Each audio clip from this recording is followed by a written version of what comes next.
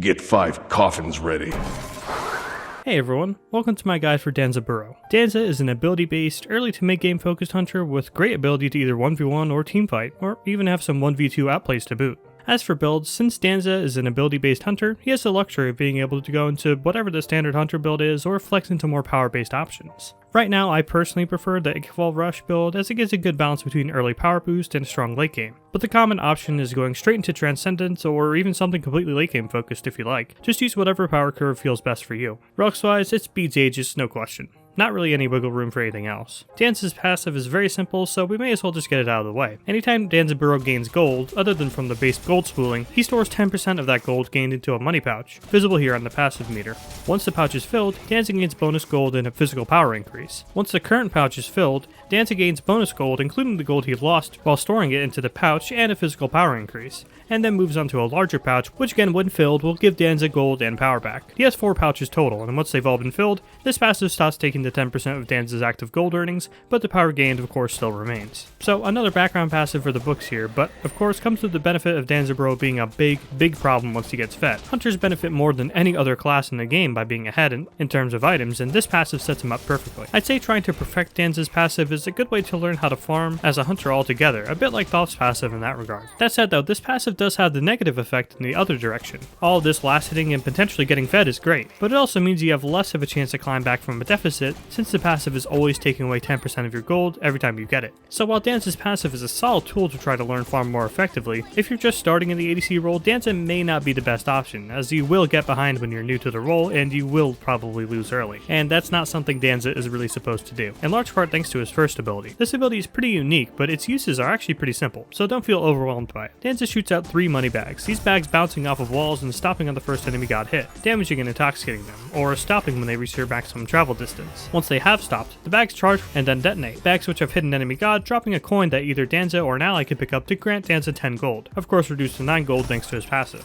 Subsequent bag hits on both the initial hit and the detonation on the same target, of course dealing reduced damage. So this is Danza's harassed as well as his wave clear, but first let's get into actually using this weird ass ability. When you're looking to fight or poke, just keep it simple and fire the center projectile. Other than in the jungle, you're not really going to find a lot of instances where they'll bounce favorably in lane. And of course if you're in range to just smack people in the face with all 3 bags at once, that's the most damage possible. Just don't try to run at people to do this, that's not smart. If you're completely nuts at Danza, you can of course hit nice ricochets and double bags if you like, but when you're first starting, that center bag is going to be your best friend. There's another combo that we'll get to later involving his ultimate in this ability, but for now let's just focus on using it as wave clear and as aggression. It really is a simple ability that functions very complexly, but of course it also works great with Danza's second ability. Danza takes a swig of his coffee, healing him, and throws the bottle onto the ground in a circle AoE. This smaller circle AoE damages all enemies hit by it, and the bottle is spawned onto the ground, regardless of whether or not it hit anything. The bottle is a deployable which can be killed by enemy basic attacks, the health of which scales with levels. If an enemy god is in the deployable, they begin being slowed every half second, the third slow applying a taunt that taunts them towards the bottle. That may sound a little odd from the perspective of both players, but the ability is accompanied by a music tone to let both players know what stage of slow the affected player is under. Here's what it sounds like.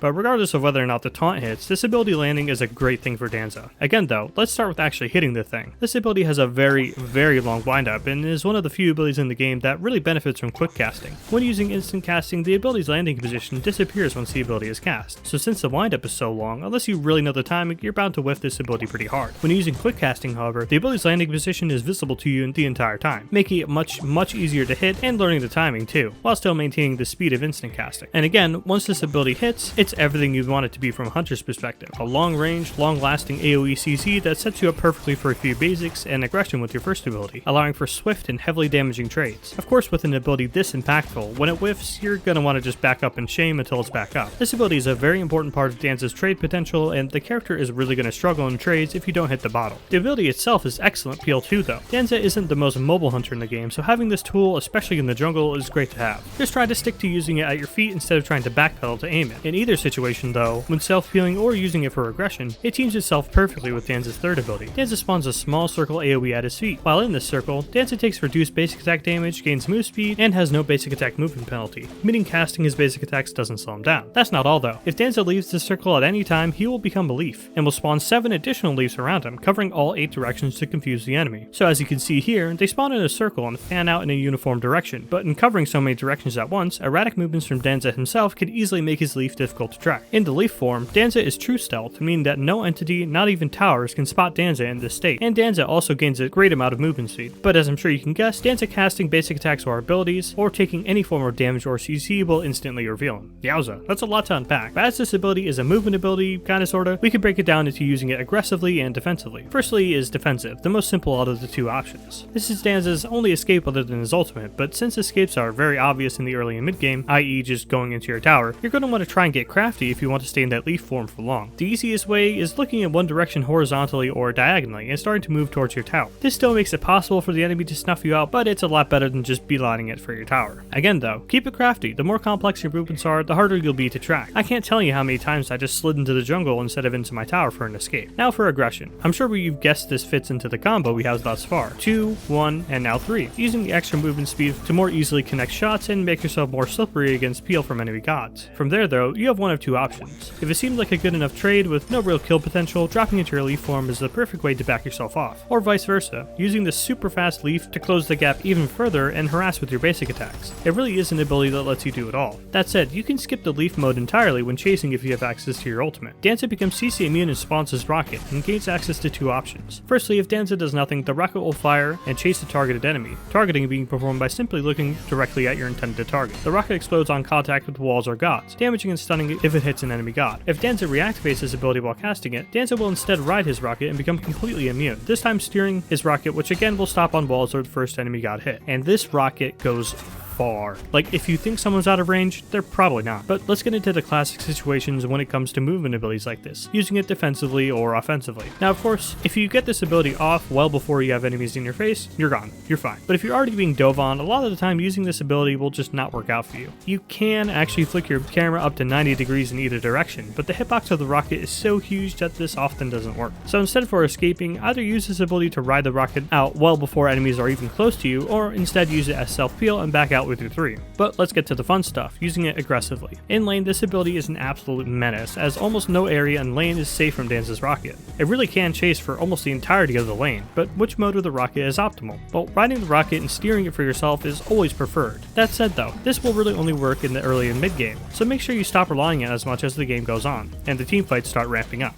Before that though, the follow-up to using the rocket in this mode is essentially everything we've been talking about up until this point. Only the rocket's CC and distance closing sets you up for optimal damage with your first ability. As for your 2, you usually want to wait to bait out beads or movement abilities with the combination of your ultimate and your first ability, and then follow up with your 2 after those have been burned, using your 3 to chase if need be. And this naturally works in the opposite order as I implied earlier, doing your basic combo and then chasing with your ultimate once the enemy has been sufficiently chipped out. Of course, diving in headfirst with your ultimate comes with its fair share of risks though. By this point, most players know how to play around Danza rocket and either space themselves out or just straight up body block it, then converge back onto Danza once he's landed. So for this, when you're first starting, I'd recommend just sticking to letting the rocket do the heavy lifting for you, and then once the fight is complete, just ask yourself, could I have ridden the rocket in there? And from there, you'll slowly chip away at finding out what are good and bad times for you to ride the rocket. Or alternatively, you could just ride the rocket every single time, and if it doesn't work, it doesn't work. And you just learn by doing in that sense. For ability leveling, you want your 1 at level 1, your 2 at level 2, and your 3 at level 3. From there, you want to max your 1, your 2, then your 3, leveling the ult whenever you can. Danza is a great character to have in your arsenal, since he has crazy high impact when played at the highest level, but is still powerful when you stick to the basic combos and just chuck your rocket into the middle of a team fight. While throwing everything at your opponents in the correct order is technically optimal damage-wise though, keeping as much as you can in your pockets,